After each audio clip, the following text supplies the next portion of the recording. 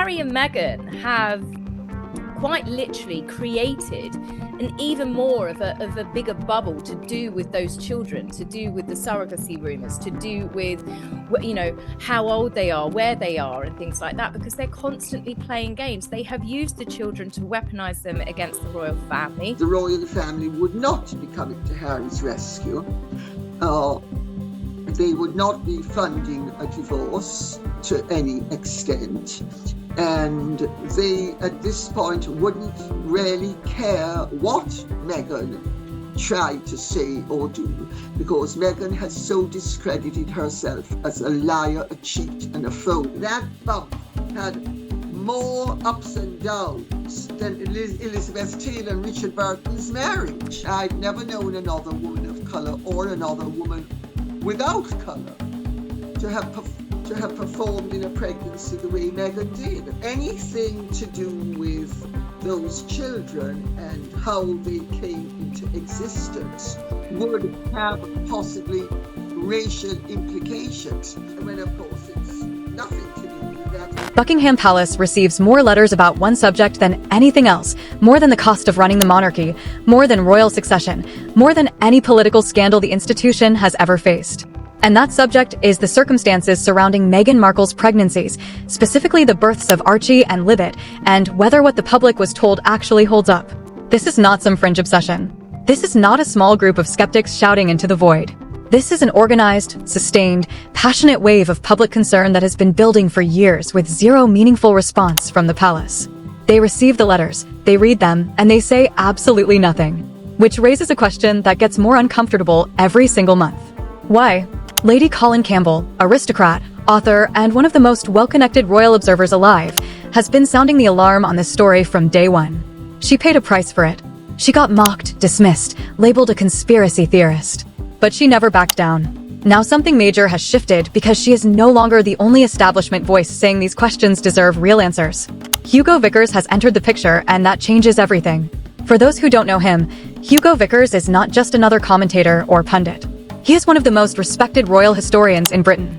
He was personally close to Queen Elizabeth II, a verger at St. George's Chapel, a genuine insider who has attended royal events for decades.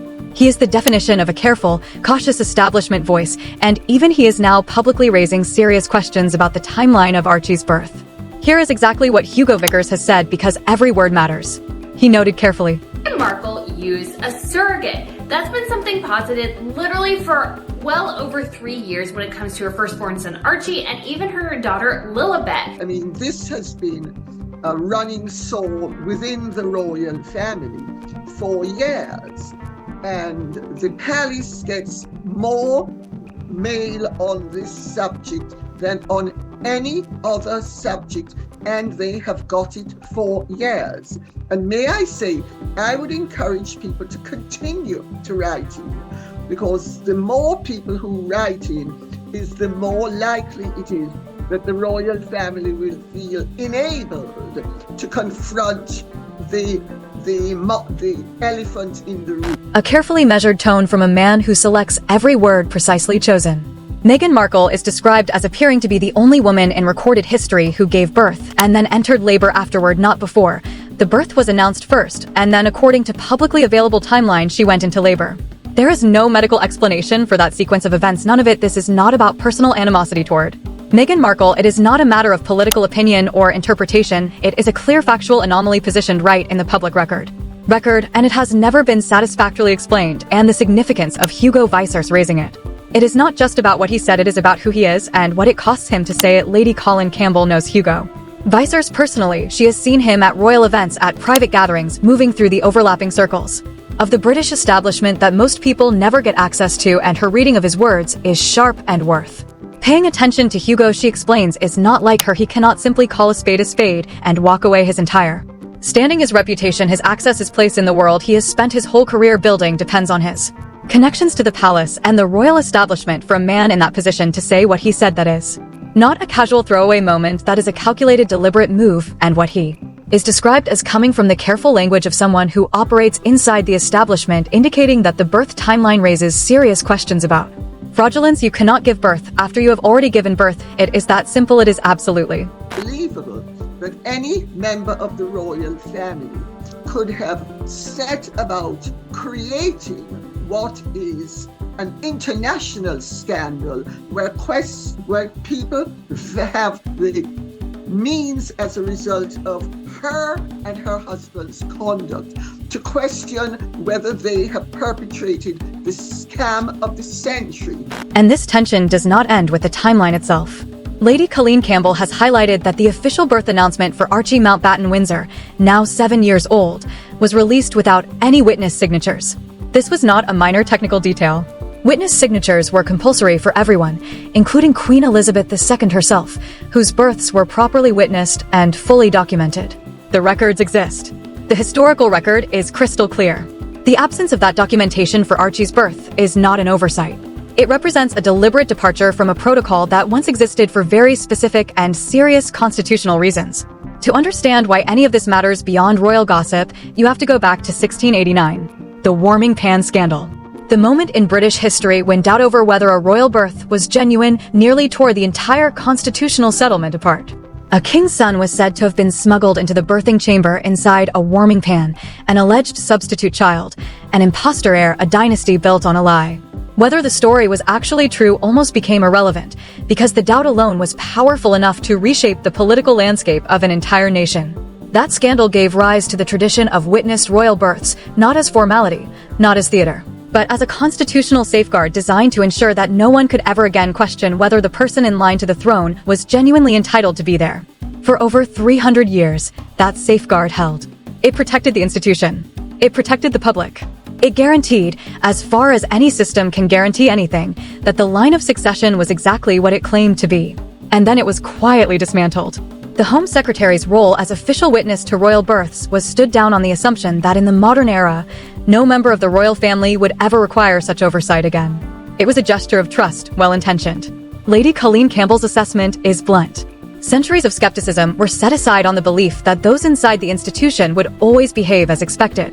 The possibility that someone might enter that system who did not share those norms was never seriously considered. And now, that assumption is being questioned again. Hugo is extremely cautious. Hugo, which I am not. I don't need to be. I can call a spade a spade. But also, Hugo is, by saying what he has said, what Hugo is actually saying is the birth has raised questions of fraudulence, because you cannot give birth after you have given birth. And the pattern does not end at timeline.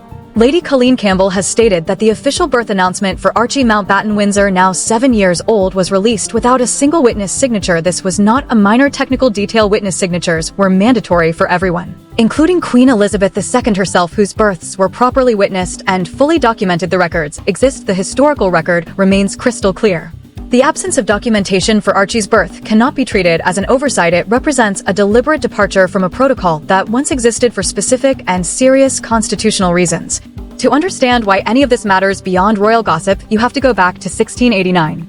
The warming pan scandal moment in British history when doubt over whether a royal birth was genuine nearly tore the entire constitutional settlement apart. A king's son was said to have been smuggled into the birthing chamber inside a warming pan, an alleged substitute child, an imposter heir, a dynasty built on a lie. Whether the story was actually true almost became irrelevant, because the doubt alone was powerful enough to reshape the political landscape of an entire nation.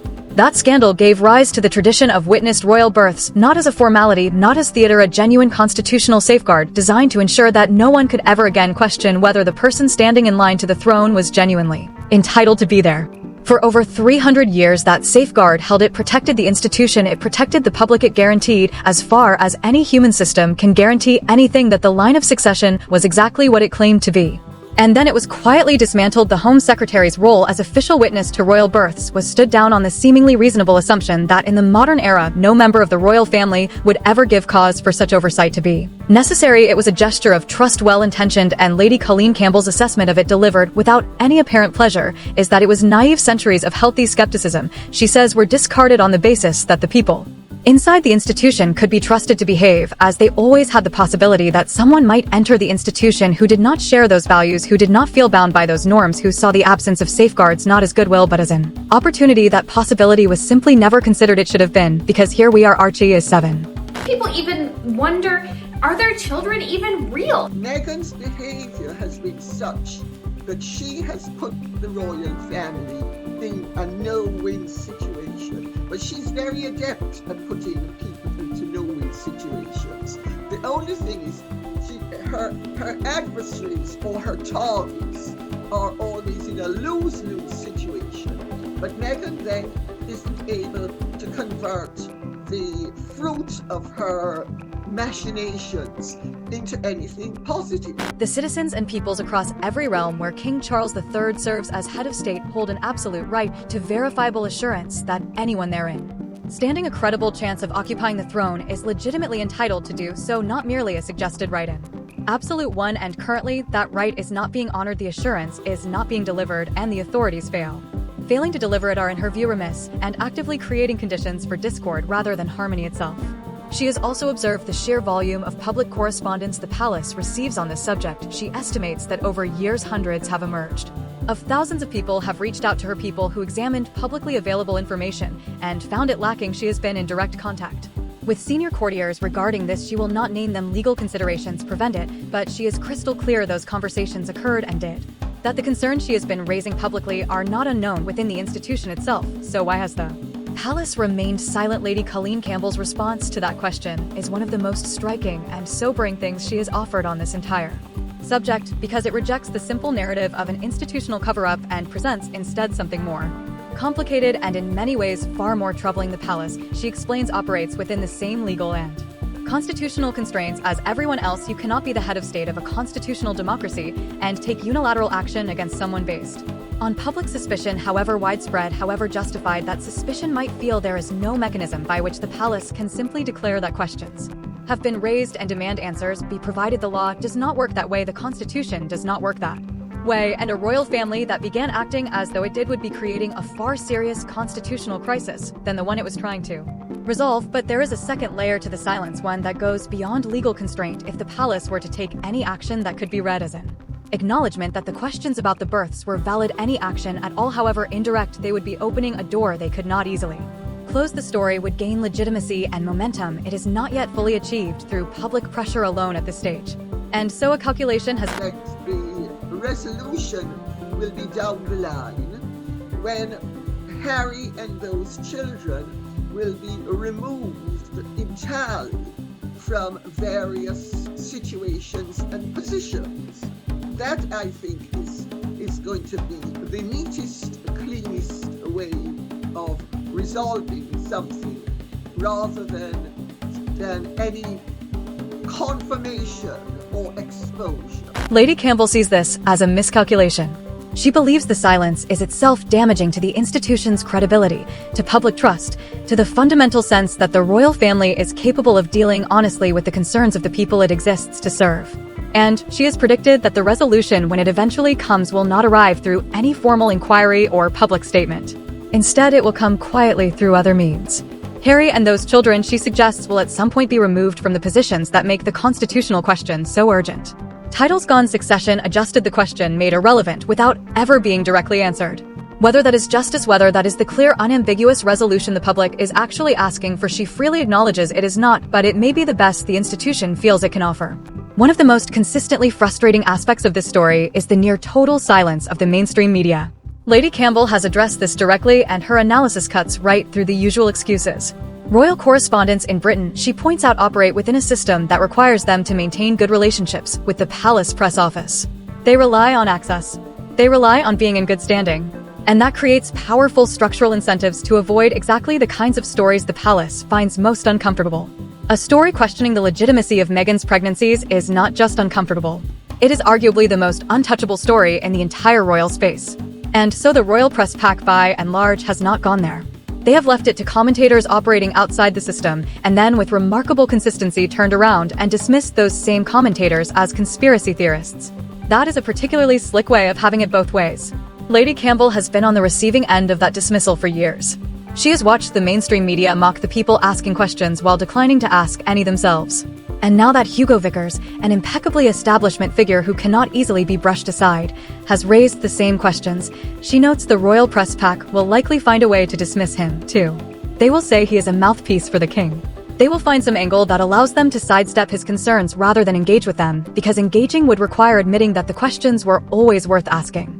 And that admission would be its own kind of reckoning. But Meghan's behavior has been such that she has put the royal family in a no-win situation. And may I say, I would encourage people to continue to write in, because the more people who write in is the more likely it is that the royal family will feel enabled to confront the elephant. Lady Campbell has maintained an unusually close and complex relationship with the institution over years. She became the first to properly examine the Harry and Meghan saga within printed reporting. She is the person the late Queen personally nominated to produce commemorative stamps across the 10 nations she once served as head of state. This is not someone existing on the margins of royal life itself. And yet the press continues to treat her as though she does, because alternative requires scrutiny that. Serious examination would require them to ask questions they have already chosen to avoid. Cost of this media silence remains measurable real. It is real and measurable.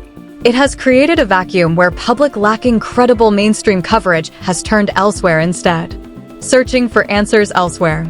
It has allowed the story to grow in ways that honest, rigorous journalism might have better managed. And it has left a large portion of the British and Commonwealth public feeling that press-like palace is not telling them everything it knows at all possible times. That sense of institutional opacity multiplied across the palace, the media, and political establishment becomes corrosive. And Lady Campbell has stated plainly: strip away constitutional language, historical precedents, and legal complexities all. Legal complexities, and this story is at its core about character, about who Meghan Markle is, what she has been prepared to do, and what the consequences of those choices have been for the people and institutions around her. Lady Campbell has described the conduct surrounding these births as behavior more reminiscent of a hustling operator than a woman of good and regal repute. She has described it as taking the mickey, a sustained, deliberate exploitation of the good faith of institutions that trusted her, and she has made the point with characteristic force that this pattern is not unique to the birth questions. It is the same pattern Lady Campbell identifies across Meghan's life. There are always casualties: the father, the old friends, the first husband, the palace staff who came and went in extraordinary numbers, the business ventures that launched with fanfare and quietly disappeared. Her observation is sharp and consistent. Meghan does the damage but cannot seem to collect the reward. She upends everything without being able to build anything lasting in the wreckage. And what is perhaps most illuminating about that pattern in the context of the birth questions is this: if the conduct was as irregular as the evidence suggests,